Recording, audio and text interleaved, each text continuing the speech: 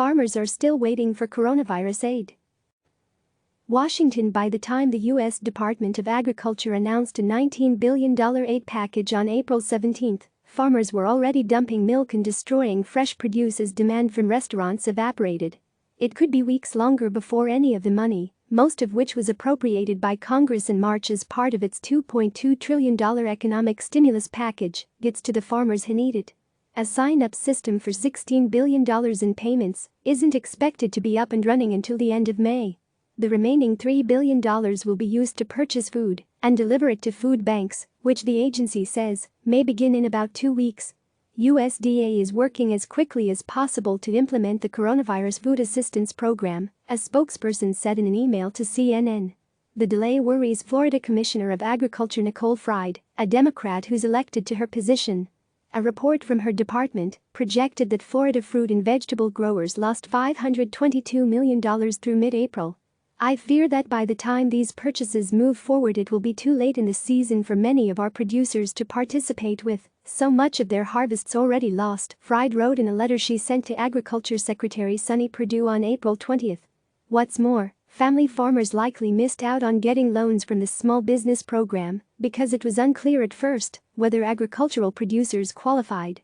Agriculture, forestry, fishing, and hunting sectors combined received less than 1.3% of the first round of loans approved through the Paycheck Protection Program. Coronavirus concerns, commodity price declines and supply chain disruptions sunk producer sentiment to a 3-year low in April, according to the monthly Purdue University CME Group Ag Economy Barometer. Getting money in the hands of farmers, unlike other federal programs, like the direct taxpayer stimulus being handled by the Treasury Department, Congress did not specify how USDA should allocate the money included in the CARES Act, which was signed into law in late March. It takes time to figure out how to spend the money, said former Iowa Governor Tom Vilsack, who served as Agriculture Secretary under President Barack Obama and now heads the U.S. Dairy Export Council. Congress gave the USDA $9.5 billion to provide financial support for farmers and ranchers, but the agency had to decide how payments would be calculated and put a system in place. It's combining that money with $6.5 billion in funds from its Credit Commodity Corporation. The CARES Act also provided $14 billion to replenish the CCC, which will be available in July. Payment amounts will be based on the price loss that occurred between January and April 15 and the expected losses through the next 2 quarters. USDA decided to cap the payments at $125,000 per commodity with an overall limit of $250,000 per farm, which has drawn criticism from 126 House members and 28 senators from both sides of the aisle. They say the cap will hurt fruit and vegetable growers that have a very high cost of production, as well as many ranchers and dairy farmers who invest solely in livestock. Connecting farmers with those who need the food. There's currently a disincentive for farmers to donate their food, and the government needs to find a way to remove it, Vilsack said. Demand has plummeted from big buyers like restaurants, hotels, and schools. Instead, with 30 million people out of work, food banks are overburdened. But it's difficult for a producer to shift their distribution channels. Food package for a restaurant looks different than how it's processed for a food bank. And it can cost farmers more to repackage the produce than simply destroy it. The USDA is using the $3 billion in aid purchases to address that problem. It is partnering with private distributors who will buy a variety of food and package it into boxes that it will deliver to food banks.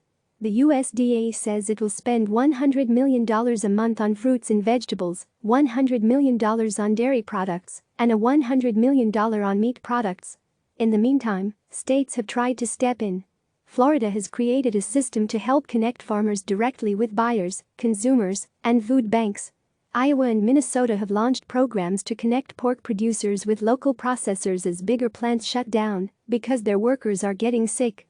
Other USDA programs are moving faster under the CARES Act. Congress also gave the USDA $15.8 billion to meet the increased demand for the Supplemental Nutrition Assistance Program, known as SNAP benefits, and $8.8 billion in additional funding for child nutrition programs.